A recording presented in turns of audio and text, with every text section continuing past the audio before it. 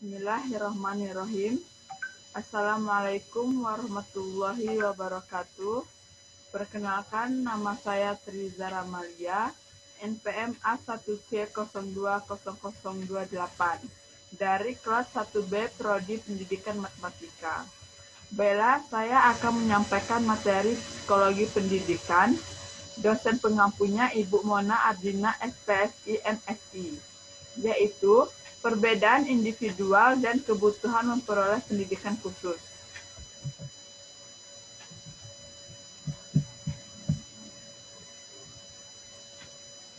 Yang pertama, menempatkan perbedaan individual pada perspektif yang sebenarnya. Perbedaan individual biasanya merupakan hasil interaksi antara pengaruh keturunan dan pengaruh lingkungan secara bersamaan yang akhirnya menghasilkan manusia yang unik.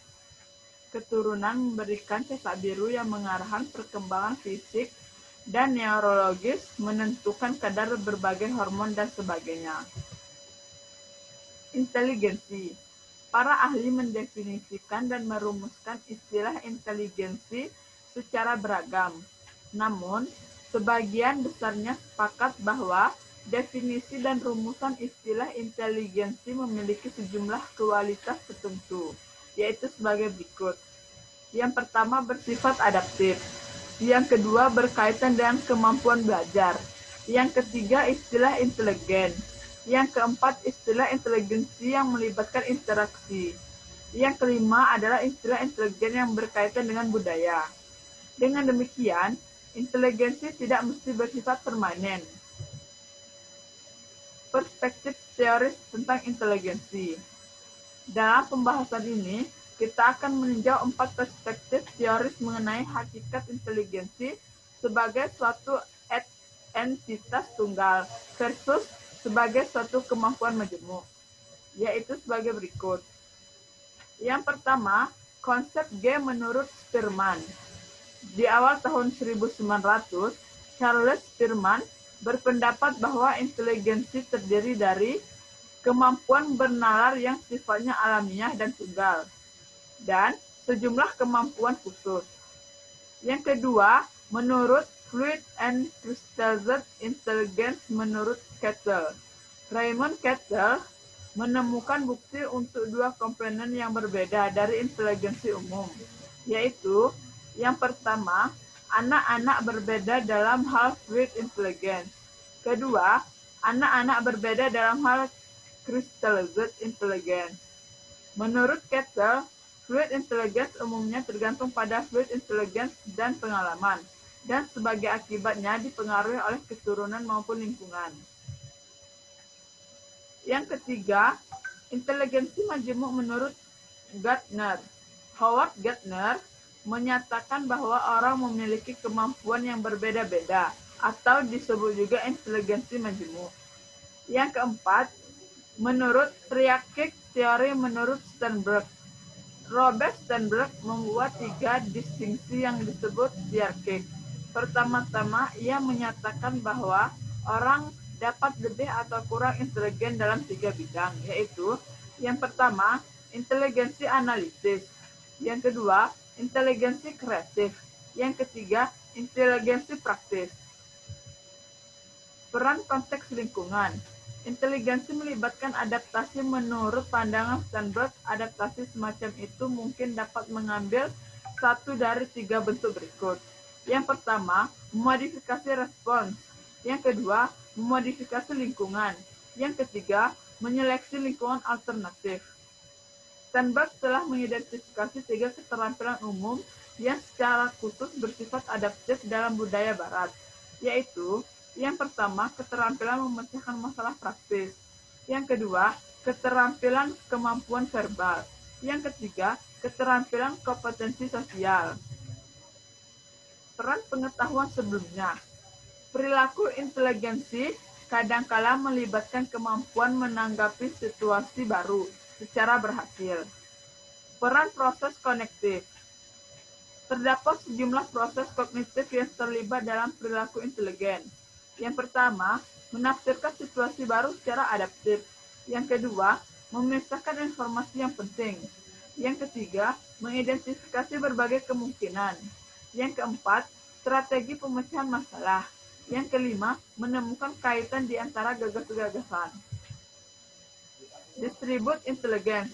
Konsep distribute intelligence menyatakan bahwa pelajar seringkali dapat berpikir secara lebih intelijen apabila menggunakan teknologi untuk memanipulasi sejumlah besar data. Siswa yang mendistribusikan suatu tugas, artinya mereka dapat membagi sebagian beban kognitif ke suatu lain atau ke orang lain, setidaknya melakukan 3 cara. Yang pertama, mereka dapat menggunakan benda-benda fisik. Yang kedua, mereka dapat menyajikan dan berpikir. Yang ketiga, mereka dapat bekerja sama dengan orang lain. Mengukur inteligensi. Yang pertama, skor IQ. Skor dalam tes inteligensi awalnya dihitung dengan menggunakan rumusan yang melibatkan pembagian. Hasilnya disebut inteligensi quid score atau IQ. IQ dan prestasi sekolah. Hubungan antara skor inteligensi dan prestasi sekolah adalah inteligensi tidak niscaya memengaruhi prestasi, melainkan hanya sebesar berkolerasi. Hubungan antara skor IQ dan prestasi tidaklah sempurna. Terdapat banyak perkecualian. Yang terakhir, skor IQ bisa berubah. Natur, nurtur, dan perbedaan kelompok dalam inteligensi. Hasil penelitian menyatakan bahwa keturunan mungkin turut berperan dalam menentukan inteligensi seseorang. Sebagai contoh, kembar identik cenderung memiliki skor IQ yang kurang lebih serupa dibandingkan dengan kembar fraternal. Cerdas menyikapi skor inteligensi dan IQ. Inteligensi agaknya merupakan sebuah skor yang penting agar seorang siswa dapat belajar dan berprestasi di kelas. Karenanya, bersama dengan informasi-informasi lainnya, skor IQ seringkali dijadikan bahan pertimbangan dalam membuat keputusan instruksional. Gaya kognitif dan disposisi. Gaya kognitif dan disposisi memengaruhi bagaimana siswa belajar dan apa yang dipelajarinya. Berikut ini adalah disposisi-disposisi yang produktif yang telah diidentifikasi oleh para peneliti, yaitu yang pertama, mencari stimulasi. Yang kedua, kebutuhan akan tantangan. Yang ketiga, berpikir kritis. Yang keempat, berpikir terbuka. Mendidik siswa berkebutuhan khusus di sekolah umum. Yang pertama, sekolah publik laut atau Individuals with Disabilities Education (ICT) yang sekarang berubah menjadi IDEA. IDEA menjamin beberapa hak bagi siswa yang mengalami hambatan sebagai berikut. Yang pertama, bebas memperoleh pendidikan yang sesuai. Yang kedua, menjalani evaluasi dan fair dan tidak diskriminatif.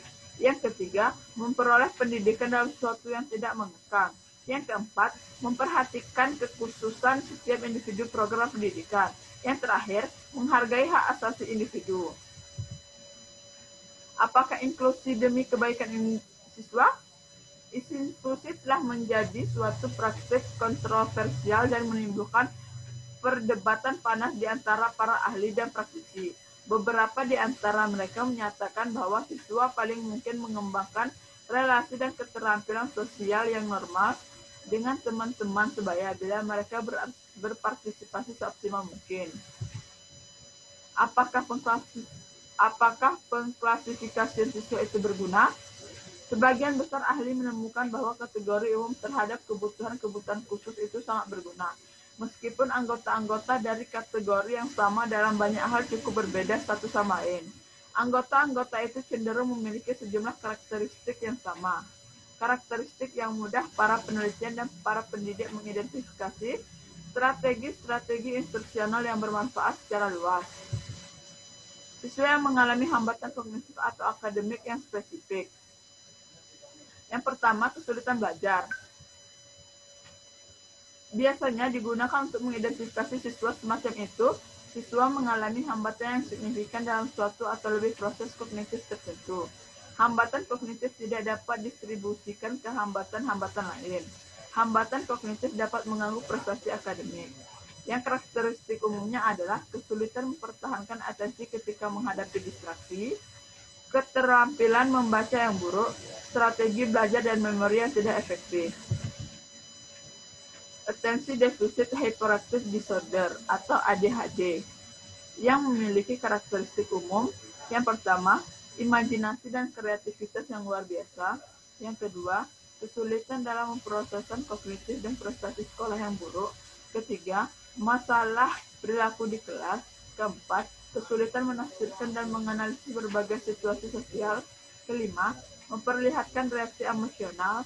Keenam, memiliki kemungkinan lebih tinggi untuk mengonsumsi tembakau dan alkohol. Gangguan bicara dan komunikasi. Karakteristik umumnya adalah enggan untuk berbicara, malu ketika berbicara, dan mengalami kesulitan membaca dan menulis. Siswa yang mengalami masalah sosial atau perilaku. Gangguan emosional dan perilaku. Siswa yang mengalami gangguan emosi dan perilaku termasuk dalam kategori siswa berkebutuhan khusus dan karenanya berhak memperoleh layanan pendidikan yang khusus.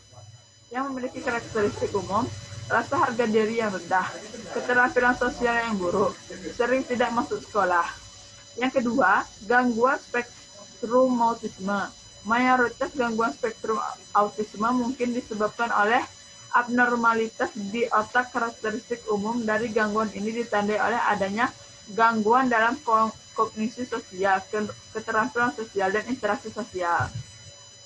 Siswa yang mengalami keterlambatan umum dalam fungsi kognitif dan sosial, keterbelakangan mental. Mereka memperlihatkan karakteristik berikut. Yang pertama, inteligensi umum berada di bawah rata-rata. Yang kedua, perilaku adaptif lemah. Siswa yang mengalami masalah fisik dan sensori, gangguan fisik dan kesehatan, yang memiliki karakteristik kemampuan belajar yang normal, stamina rendah dan mudah lelah, rasa harga diri rendah, rasa tidak aman atau terlalu tergantung. Yang kedua, gangguan visual. Yang memiliki karakteristik umum adalah indera lainnya berfungsi normal, seperti pendengaran, sentuhan, dan lain-lain. Yang kedua, secara umum memiliki kemampuan belajar yang sama dengan siswa normal. Yang ketiga, menurunnya kapasitas untuk meniru perilaku orang lain. Kehilangan pendengaran yang memiliki karakteristik umum adalah keterlambatan dalam perkembangan bahasa karena kurangnya paparan. Yang kedua, mahir dalam bahasa sandi. Yang ketiga, memiliki kemampuan untuk membaca gerak bibir. Hambatan yang parah dan majemuk yang memiliki karakteristik umum, kerusakan sensori yang ringan atau berat, keterlambatan yang signifikan dalam perkembangan motorik, perilaku adaptasi terbatas. Siswa dalam perkembangan kognitif yang tinggi, yaitu keberbakatan. Secara umum, keberbakatan didefinisikan sebagai kemampuan atau bakat yang sangat tinggi di suatu atau lebih bidang, sehingga siswa membutuhkan layanan pendidikan khusus agar dapat mengembangkan potensinya. Karakteristik umumnya adalah pengetahuan umum yang kaya mengenai dunia. Kedua, pengetahuan belajar lebih cepat. Ketiga, standar performa yang tinggi. Mempertimbangkan keberagaman ketika mengidentifikasi dan menangani kebutuhan-kebutuhan khusus. Sejumlah besar siswa yang diidentifikasi sebagai siswa yang mengalami hambatan khusus atau disability berasal dari kelompok minoritas etnis dan keluarga-keluarga berpenghasilan rendah. Sebagai contoh, siswa yang mengalami dan sejumlah kelompok minoritas etnis cenderung hidup dalam lingkungan keluarga yang berpenghasilan rendah, di mana jaminan kesehatan yang kurang memadai, lingkungan yang tercemar, tekanan hidup yang tinggi, dan kurangnya akses memperoleh layanan pendidikan sekolah dapat berkontribusi terhadap kemampuan intelektual yang lebih rendah dan masalah perilaku yang lebih serius. Baiklah, hanya itulah yang dapat saya sampaikan. Lebih dan kurang saya mohon maaf. Wabillahi taufiq wal hidayah. Wassalamualaikum warahmatullahi wabarakatuh.